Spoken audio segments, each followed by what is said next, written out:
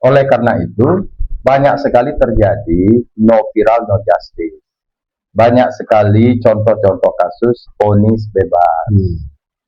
Banyak sekali contoh-contoh kasus yang sejatinya pelaku korupsi ini adalah musuh rakyat, betul. Akhirnya beralih seolah-olah jaksanya yang salah. Nah, paradigma ini dalam berpikir ini harus kita berdiri di tengah, tidak mendiskreditkan jaksa, tidak membela para tersangka dalam suatu peristiwa korupsi tersebut dapat ditarik semua. Tapi faktanya seperti dipilih, sehingga disorotin masyarakat. Loh, kok itu nggak jadi tersangka? Artinya penyerapan anggaran ini jangan juga digunakan berbasis hanya kinerja. Tapi kalau kita aparat penegak hukum harus mengedepankan basis keadilan. Apa itu basis keadilan? Presiden menginstruksikan pulihkan kerugian negara. Kalau sudah dipulihkan, jangan yang penting ada korban, jangan yang penting ada terdakwa. Yang saya lihat pada saat ini kesannya yang penting kita tidak ada kinerja.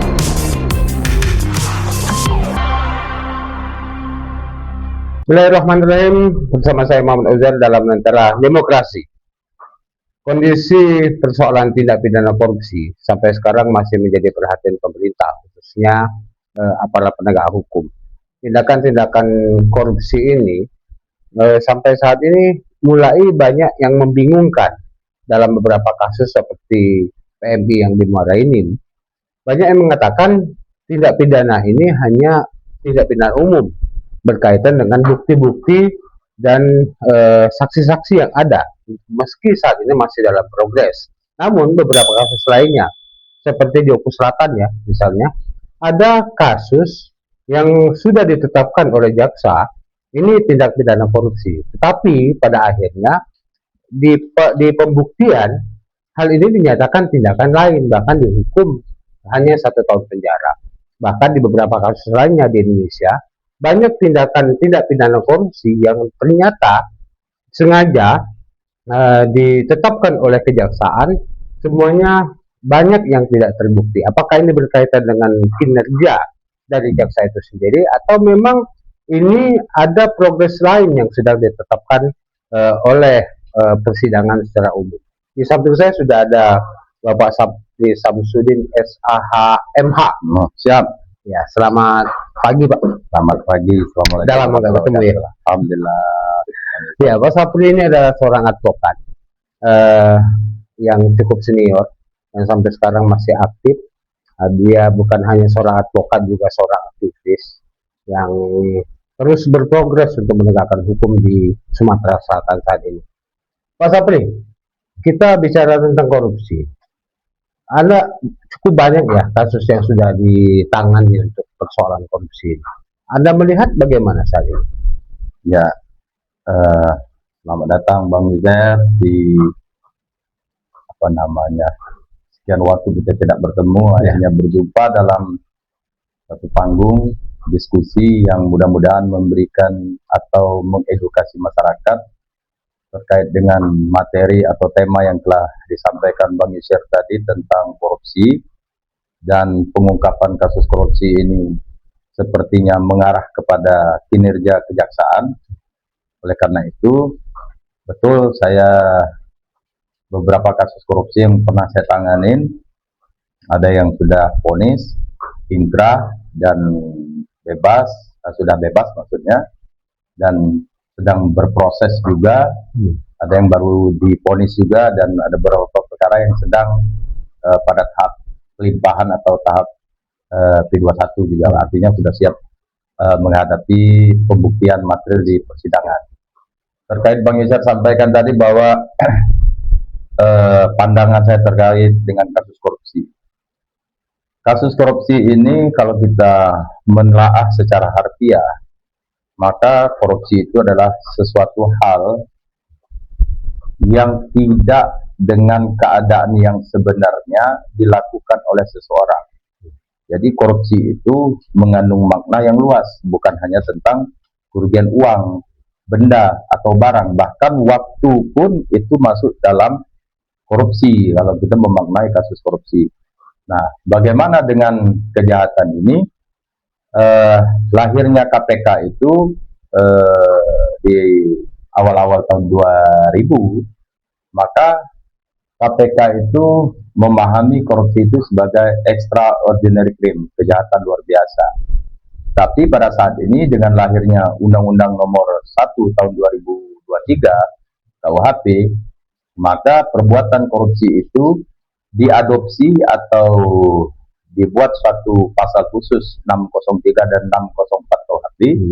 Maka perbuatan korupsi itu saya secara pribadi mengkategorikan bukan lagi extraordinary crime, bukan lagi kejahatan luar biasa karena sudah diakomodir oleh KUHP. Artinya kejahatan korupsi ini dari dulu sampai sekarang dan bahkan ke depan tidak akan pernah berhenti dan tidak akan pernah hilang. Karena korupsi itu ada beberapa keterkaitan kultur, karakter budaya masyarakat suatu negara. Misalnya, kita masyarakat negara Indonesia biasa dengan suatu tradisi tolong menolong, gotong royong, ucapan terima kasih. Sedangkan kalau dikaitkan dengan suatu peristiwa korupsi, sesuatu yang dilarang atau yang tidak dibolehkan oleh undang-undang, maka itu adalah perbuatan lawan hukum. Contoh, misalnya saya punya sesuatu jabatan. Jabatan saya ini yang sederhana saja, misalnya tentang jabatan saya selaku Kepala Dinas Pendidikan. Terus Pak Yuzer menitipkan keluarga Pak Yuzer untuk masuk di sekolah favorit. Karena kewenangan saya bisa dititipkan. Tapi setelah masuk, Pak Yuzer bawa pisang, bawa uang sebagai ucapan terima kasih. Itu sebenarnya korupsi. Tapi apakah hal tersebut bisa hilang? Pasti tidak, karena itu terkait dengan kultur. Nah, kembali kepada penyampaian Bang Yuzer tentang kinerja kejaksaan. Saya secara pribadi mendukung Kejaksaan Republik Indonesia dalam memberantas pelaku-pelaku korupsi. Tapi kalau kita mengambil alih bahasa Bapak Presiden Republik Indonesia, Bapak Haji Prabowo Subianto, saya lupa tepatnya di mana dan hari apa beliau menyampaikan, di satu podium beliau menyampaikan bahwa hei koruptor-koruptor, kembalikan uang rakyat, uang negara itu, ya nanti kita bisa maklumi, maksudnya bisa kita ringankan. Kalau menelaah dari kalimat ini, maka tujuan daripada sekarang ini dalam penegakan hukum pelaku-pelaku korupsi ini adalah pemulihan kerugian negara. Kalau kita berbicara tentang pemulihan kerugian negara, maka selaras dengan regulasi yang sudah ada. Misalnya ada temuan dari BPK-RI tentang kerugian negara dari belanja uang negara tersebut, maka diberikan rentan waktu 30 atau 60 hari untuk mengembalikan. Misalnya ada suap nih, karena saya merasa ragu-ragu dengan uang ini, saya serahkan ke KPK bahwa saya menerima uang karena saya takut ini gratifikasi, saya kembalikan. Atau misalnya ada temuan dari BPK-RI tentang belanja yang tidak normal, low cost-nya di situ terjadi sesuatu ketidaksesuaian antara anggaran dan belanja, real cost di situ, maka BPK memberikan waktu pengembalian kerugian negara. Nah, pada saat ini gencar sekali pemidanaan atau pengungkapan kasus korupsi. Hampir seluruh kejaksaan negeri di Republik Indonesia ini mengungkap kasus korupsi. Apakah PMI, apakah dana Bawaslu, KPU, bank pemerintah, semua kejaksaan sekarang berpacu dalam kinerja. Apa yang dimaksud dengan berpacu dalam kinerja?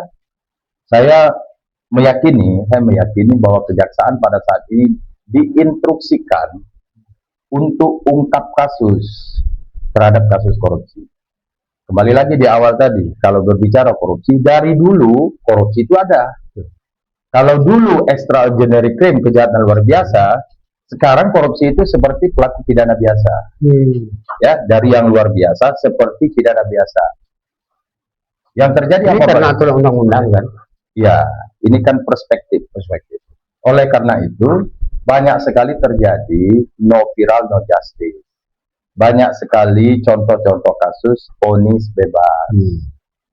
Banyak sekali contoh-contoh kasus yang sejatinya pelaku korupsi ini adalah musuh rakyat, betul.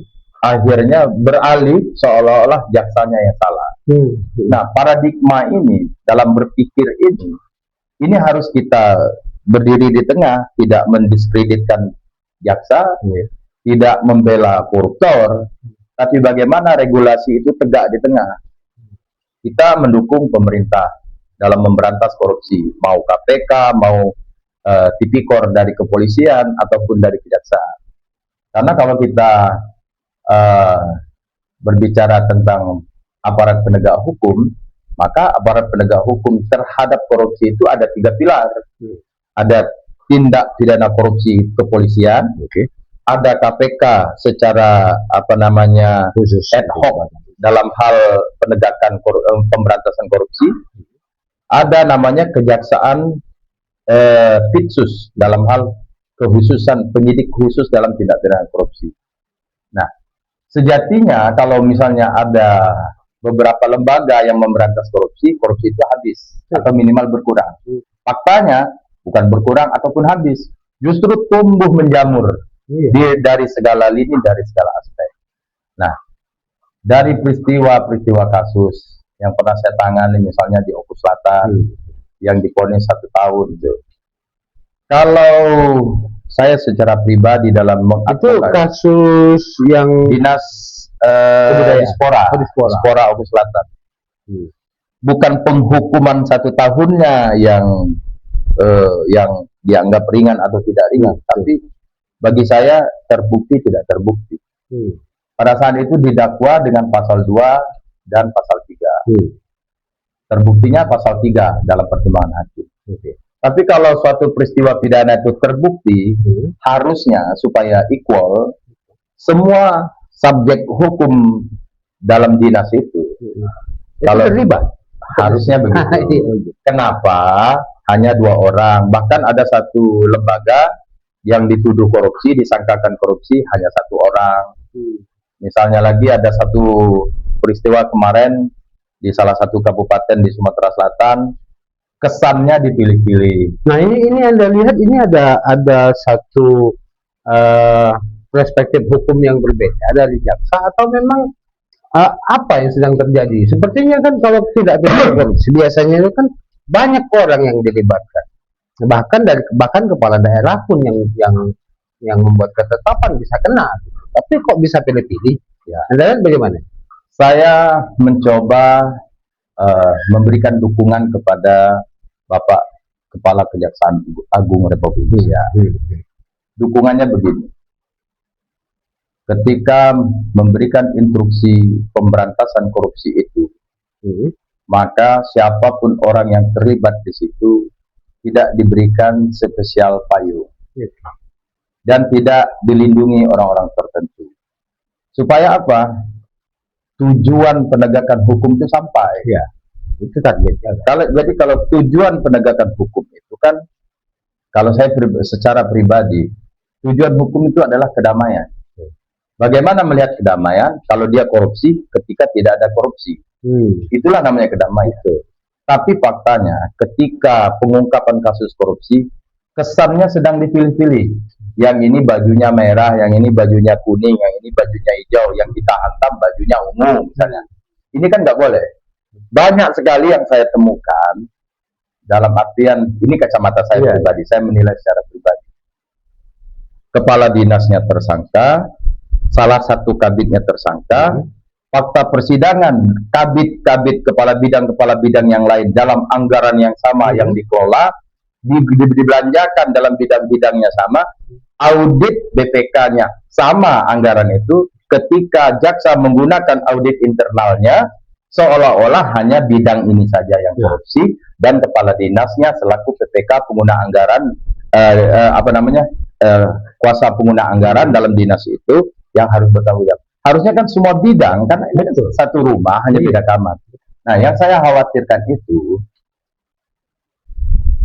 pada level bawah, maksud saya di bawah Kejaksaan Agung, menafsirkan kamu yang penting ungkap kasus.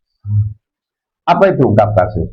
pengungkapan kasus baik itu kejaksaan, baik itu kepolisian ataupun pada lembaga yudikatif apa namanya Mahkamah Agung itu kan menggunakan anggaran.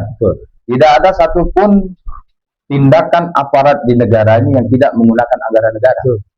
Artinya penyerapan anggaran ini jangan juga digunakan berbasis hanya kinerja. Tapi kalau kita aparat penegak hukum harus mengedepankan basis keadilan. Apa itu basis keadilan? Presiden menginstruksikan pulihkan kerugian negara. Kalau sudah dipulihkan, jangan yang penting ada korban, jangan yang penting ada terdakwa. Yang saya lihat pada saat ini kesannya yang penting kita sudah ada kinerja. Saya mengambil sampel atau saya mencoba menganalogikan di suatu negara di luar negeri ya, di negara luar dia punya kepolisian. Ini di negara luar punya kepolisian. Ada satu sub di kepolisian itu misalnya polisi lalu lintas ya. Terus pimpinan memberikan slot ataupun kertas tilang kepada polisi daerah-daerah. Saya cetak misalnya 1000 lembar surat tilang. Saya kasih ini di polisi daerah-daerah. Dalam waktu 1 tahun, slot ataupun surat tilang ini harus habis. Ketika ini menjadi harus habis, ini berbasis kinerja, bukan berbasis keadilan. Karena target pencapaian kinerja. Yang terjadi, inilah yang dilihat masyarakat tidak adil. Misalnya, pelanggaran itu masih bisa dimaafkan, ada urgensinya. Tapi karena slot ini masih banyak, ya hilang aja. Kalau kita mengenal tindakan diskresi, ya, diskresi itu adalah aparat hukum ataupun masyarakat tertentu yang melakukan pelanggaran, tapi dibolehkan dalam keadaan tertentu. Misalnya lampu merah, ketika menyala lampu merah, semua kendaraan stop. Oke? Ini aturan lalu lintas. Tapi apakah boleh dilanggar lampu merah? Boleh, tapi dengan menggunakan diskresi, pengawalan, membawa mayat, ya, mobil ambulan dalam keadaan tertentu kan boleh. Kalau ini menjadi target, inilah yang terjadi akhirnya. Kalau bahasa umumnya seperti brutal. Yang penting semua tugas kita selesai. Karena kalau berbasis kinerja, yang dikhawatirkan oleh pada level bawah, mereka dievaluasi, Pak. Kalau misalnya targetnya tidak tercapai, anggaran ini tidak terserap, misalnya di satu kabupaten ada kejaksaan, diinstruksikan ungkap 5 kasus korupsi misalnya. Anggaran gua kasih nih, anggaran sudah masuk, anggarannya harus diserap, Pak. Kalau anggaran tidak diserap dan silpa, maka anggarannya akan ditarik. Ya kan? Kalau silpa ditarik, tahun depan anggaran tidak ada pasti.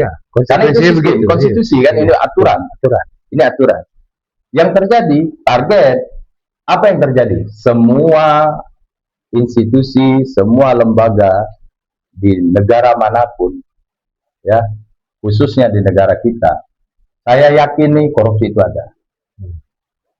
Hanya bagaimana kadar kualitas perbuatan itu. Kalau kita bicara korupsi, telat datang saja korupsi. Contoh advokat, pengacara, sidang ke pengadilan, undangan sidang, rela sidang jam 9. Faktanya sidang jam 2. Korupsi itu, Pak. Oke, balik lagi ke kinerja. Ya. Bukannya lebih baik dong kalau berbasis kinerja? Baik belum tentu benar, Pak. Baik belum tentu benar. Ya. Benar nggak? Baik itu belum tentu benar. Baik itu untuk institusi dia. Tapi belum tentu benar dalam aspek keadilan. Nah itu ya. Konsekuensinya ketika berbasis kinerja, mau tidak mau harus ungkap kasus nih. Apapun targetnya, begitu. Ya. Ada satu ketimpangan dalam penegakan hukum. Kalau kasus korupsi, Pak, yang disoroti adalah bagaimana para tersangka dalam suatu peristiwa korupsi tersebut dapat ditarik semua.